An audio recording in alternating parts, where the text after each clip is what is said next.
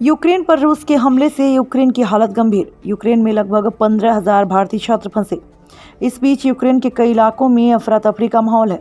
लोग देश के पश्चिम हिस्सों और देश छोड़कर बाहर जाने की कोशिश कर रहे हैं। गुरुवार को रूस के राष्ट्रपति व्लादिमीर पुतिन ने यूक्रेन के खिलाफ विशेष सैन्य अभियान की घोषणा की थी। इसके बाद रूसी सेना कई तरफ से यूक्रेन की ओर बढ़ने लगी थी। यूक्रेन के कई इलाकों में रूस सैनिक आ गए। यूक्रेन की राजधानी कीव में भी रूसी सेना के साथ भीषण संघर्ष की खबरें मिली।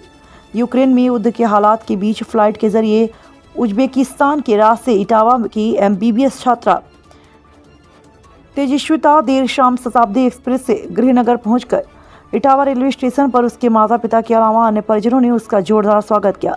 मिठाई खिलाकर उसका स्वागत सत्कार किया गया। मां ने अपनी बेटी को गले लगाकर दुलार भी किया। रेलवे स्टेशन पर MBBS छात्रा तेजस्विता की मां अनीता ने पत्रकारों को बताया कि अपनी बेटी की वापसी पर वे बहुत अधिक खुश हैं, लेकिन केंद्र सरकार से अपील है कि देश के जो भी अन्य छात्र यूक्रेन में फंसे हुए हैं उन सभी को लाने का इंतजाम जल्द से जल्द किया जाए।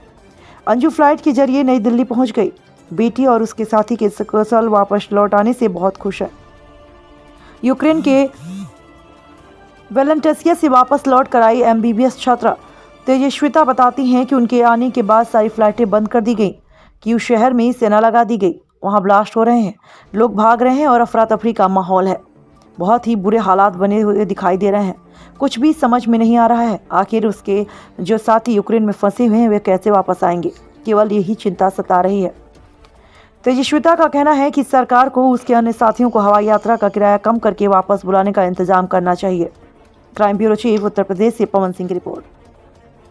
तो अभी मार्केट्स वगैरह वहाँ पे ज़्यादा नहीं खोल रहे हैं, लिमिटेड खोल रहे हैं क्योंकि उनके पास लिमिटेड स्टॉक है। जो यूक्रेन के बॉर्डर हैं वो सील हो चुके हैं, ना कोई चीज़ अंदर आ रही है ना बाहर जा रही है।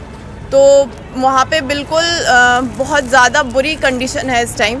इंडियन बच्चों को सही से खाना नहीं मिल रहा है, सही से नेटवर्क नहीं मिल रहा है, सही से उन्हें कुछ भी सुविधा ऐसी नहीं मिल रही है जिससे उन्हें थोड़ा रिलीफ मिले, उनके पेरेंट्स को थोड़ा रिलीफ मिले।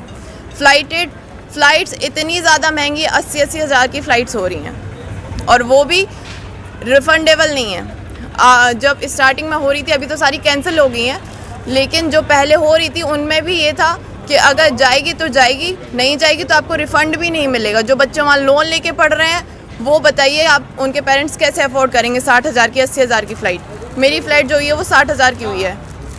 मेरे पेरेंट्स इतने कैपेबल हैं कि वो मुझे यहाँ बुला सके अगले ही दिन, लेकिन काफ़ी बच्चे ऐसे हैं, काफ़ी बच्चों के पेरेंट्स नहीं अवेलेबल है, मतलब अफोर्ड नहीं कर सकते इतना, तो वो कैसे क्या करेंगे। तो मेरी सरकार से ये गुजारिश है कि वो अपने फ़्लाइट्स के जो रेट हैं वो कम करे ताकि हर बच्चा अफोर्ड कर सके उसको।